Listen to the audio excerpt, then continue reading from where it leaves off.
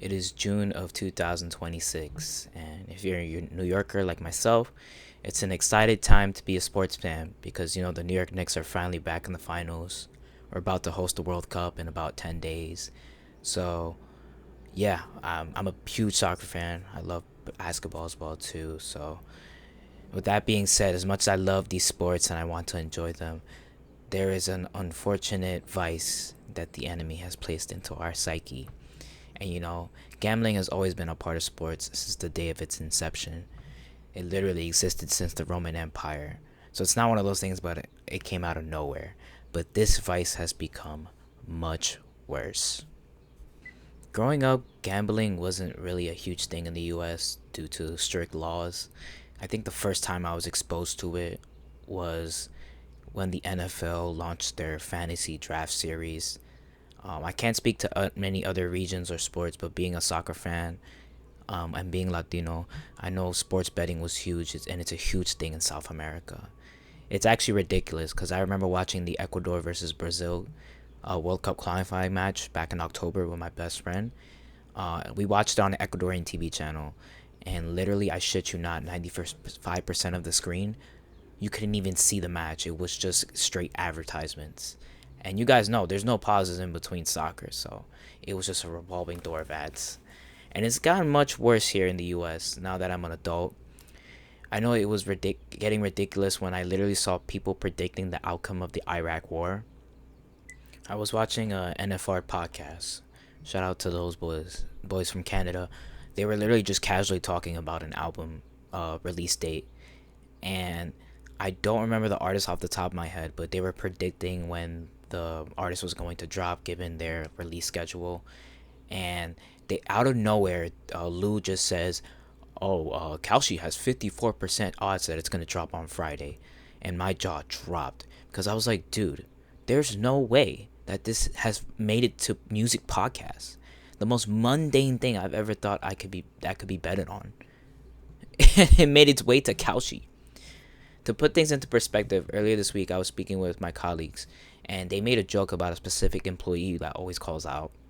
They said that they were going to make a bet on whether or not this person was going to call out for the upcoming shift, and they made a bet that if this person did or did not call out, they would have to buy the other person lunch. And thinking back to that conversation, it's the fact that this literally could be placed on betting app right now on Kalshi, which is absolutely insane to me. The most mundane things that you could possibly ever think of can now be betted on publicly. It's crazy because in the era of AI and all these algorithms where it's constantly showing you stuff on your feed that you want to rewatch over and over and over again, I feel like society has been largely gamified. I remember a couple years back when people were trying to bet on whether or not Queen Elizabeth was going to pass away. So my question to you is, what can't we bet on at this point? Pretty much everything's on the table now, right? Nothing's off limits. Back in the day, and when I say back in the day, because it was literally like what, before the pandemic, you could call it sports betting, but there's no way you can sugarcoat it. It's gambling. So I'm going to call it gambling for the rest of the video. But gambling used to be frowned upon back in the day. Like, man, you had to go to Vegas, you had to go to your local casino. It required a lot of effort to get there and a lot of legal laws and stuff like that, like where gambling was a lot stricter. A lot of gambling was gatekept through games like blackjack, where there was some sort of barrier of entry because it wasn't just a game like Uno that you can automatically pick up. It required at least some skill or knowledge to be quote unquote successful at. Gambling was also very very heavily frowned upon, like way back in the day in like professional sports leagues, where like I remember the MLB used to literally take people to court and stuff like that. But nowadays, gambling is more accessible than ever before. You can literally bet on anything through an app on your phone, linking your bank account, and with a couple of clicks. Now they're adding live betting, where the closer you are to the game that you're going to bet on, you get more inducements or promotional opportunities to try to make you feel like you're going to gain more than what you put on. For example, let's say you put the tagline would be put $10 in this parlay and you're guaranteed $5 cash back. Or sign up now and place a bet on the NBA finals and you'll get $500 in credit guaranteed. And the two biggest culprits of normalizing this are Kalshi and DraftKings. Kalshi, by the way, is under federal investigation, so if it wasn't already a red flag to you, definitely do some research on that. You might find something that you wouldn't want to hear. That's all I gotta say. But anyways, and as bad as the economy is right now, it's the fact that 50% of American adults are doing some sort of betting online, which is insane. That is an alarming level of normalization that we are a little too comfortable with. But I'm not surprised because the enemy has been working very, very hard through these advertisements. The amount of Kalshi ads I get every week is actually ridiculous. And it's unfortunate because it really has kids hooked. They try to do these legal loopholes or marketing loopholes where they want to say, oh, it's called an event based contract or investing, which is so ridiculous. But I mean, I guess to an extent, you are investing. The only thing you're investing on is your time and energy to waste and giving them money. You're investing in their stocks, and their company shareholder growth. But anyways, it's unfortunate, and that type of rhetoric is dangerous because you can grab someone who's young and say, hey man, young man, you're not gambling. You're not playing blackjack. You're just hoping for a better future. You're just putting money into one event, dude. Oh wait, if the Knicks lose, that's okay because you'll get 20% money back guaranteed. Or you'll get a payment. Actually, you know what? First $100 is on us. So you're not even gonna lose that much if you play this parlay on the Knicks, which is only $5. And that's how they get you, man. They try to pull you in with these little incentives, and that's how the enemy gets you. Tries to make you feel comfortable by saying it's a low risk reward, but once they get you in the loop, they got you for good. But shit, man. Bro, I think the most famous person that is shamelessly promoting this is Drake. Literally every single huge sporting event, he goes viral because he puts up $2 million freaking dollars on some team winning. And it's so shameless because these people know that what they're doing is irresponsible. Placing large public bets, but the payout of DraftKings is going to hit because Drake is obviously putting up $2 million. But under the table, he's getting $10 million from DraftKings, and none of that is from earnings. And it sucks because kids look at that and they be like, yo, Drake is doing a crazy bet. But I think I could do better. I can make a smarter bet than him. And that's how they get people in, man. Or other people are just going to react to it and be like, yo, Drake is a fucking idiot. And then people that are skeptical or curious about betting, they're going to be like, I think I could make a better bet than this. But it's crazy. No kidding. I hear Kevin Hart say the word DraftKings at least once a week, man. I don't even like Kevin Hart. I don't follow him on anything, and I see him at least once a week.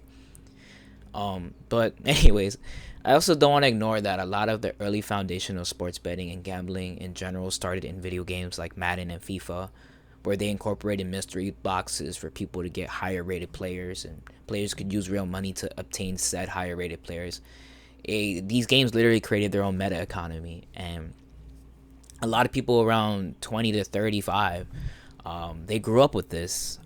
So I think that was another thing that unintentionally made it easier for these sports betting companies to get them. Humans at a fundamental level crave status, success, and validation, and these gambling companies like to sell you on this dream of getting that big win. If you win big, you're on top of the world. You were a genius that predicted something based on so many different small outcomes that you cannot control. You overcame unpredictability, ironically through an unpredictable method, because by definition, you had no hand on the outcome. When you win, it makes you feel good, but when you now see the potential for more, you want more, and you succumb to your dopamine-driven desires to chase for more.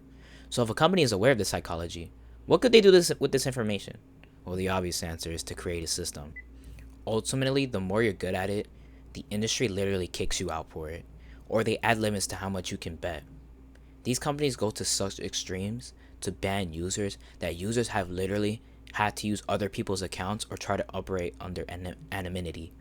Imagine creating a Smurf for DraftKings. If you literally look it up on YouTube, there are literally videos giving you tips on how to avoid getting banned. Now you tell me, can you name an activity where you can find tips on literally not being too good at it and that activity is not shady? The two biggest sports books in the game is FanDuel and DraftKings. They literally tried to merge to shut out competition, and they got blocked and sued by the Trump DOJ. You know how shady you have to be to get rightfully sued by Donald Trump? But these are the lengths that these companies take to try to create a cycle of perpetual losing, because that's the best way to extract as much money as possible from you. Like I said in the beginning of the video, the enemy is working very hard. even for leisure activities that are supposed to help you unwind, like sports or video games, the enemy is trying to take that enjoyment away from you and move it towards rigged sports betting. The enemy is now using these things to take you away from just enjoyment. The enemy is always working hard to drive you away from the greater things in life, finding your purpose, creating, spending time with your loved ones. Most importantly, the enemy is trying to taint your spirit and your only given soul. So why just give that away willingly? All these people like Kevin Hart and Drake already sold their souls, and now they're trying to reel you in next. Allegedly. Now that you know that the system is literally set up to have you fail, are you going to be a willing participant? That choice is ultimately up to you. That's all I have for you guys today. Thank you for watching. Peace be with you all.